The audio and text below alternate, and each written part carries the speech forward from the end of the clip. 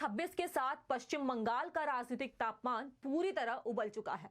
BJP इस बार बंगाल चुनाव को सिर्फ राज्य की लड़ाई नहीं बल्कि अपनी राष्ट्रीय साख का सबसे बड़ा परीक्षा मान रही है।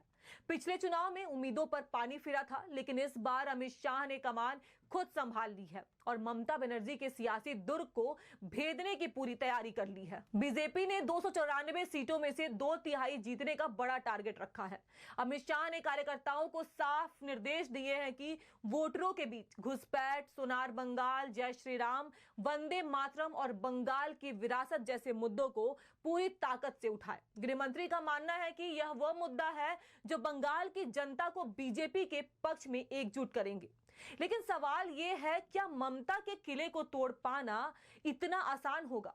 बंगाल में बीजेपी की राह में कई बड़ी बाधाएं खड़ी हैं। सबसे बड़ी चुनौती है मुस्लिम वोटर, जो राज्य की लगभग 30% आबादी है और ममता के साथ मजबूती से खड़ी है। पहले ये वोट लेफ्ट और कांग्रेस में बंटे थे, लेकिन 2021 से पूरी तरह टीएमसी के साथ है। बीजेपी की धार्मिक ध्रुवीकरण की कोशिशें यहां कामयाब नहीं हुई। दूसरी बड़ी चुनौती है बंगाली अस्मिता।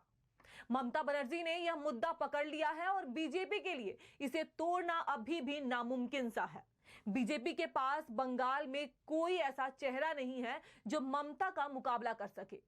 शुभेंदु अधिकारी को आगे किया गया है, लेकिन उनका असर भी कुछ इलाकों तक ही सीमित है। यही वजह है कि बीजेपी इस बार सामूहिक नेतृत्व के साथ चुनावी मैदान में उतर रही है। वैसे बीजेपी के लिए चुनौती केवल ममता ही नहीं है, बल्कि उसकी मजबूत पार्टी संरचना और जमीनी संगठन भी है।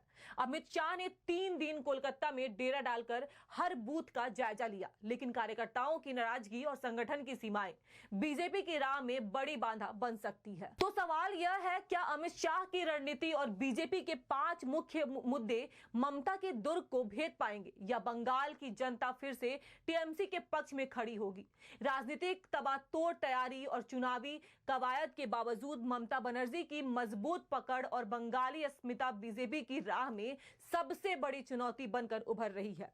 बंगाल का यह चुनाव सिर्फ एक राजनीतिक लड़ाई नहीं, बल्कि बीजेपी और टीएमसी के बीच ताकत का असली मुकाबला बन चुका है। और अब सबकी नजर यह जानने पर टिकी है कि क्या अमित शाह ममता के गढ़ को भेद पाएंगे या बंगाल फिर से टीएमसी के किले के साथ खड़ा होगा। आपको क्या लगता है? हमें कमेंट करके जरूर बताएं। धन्यवाद।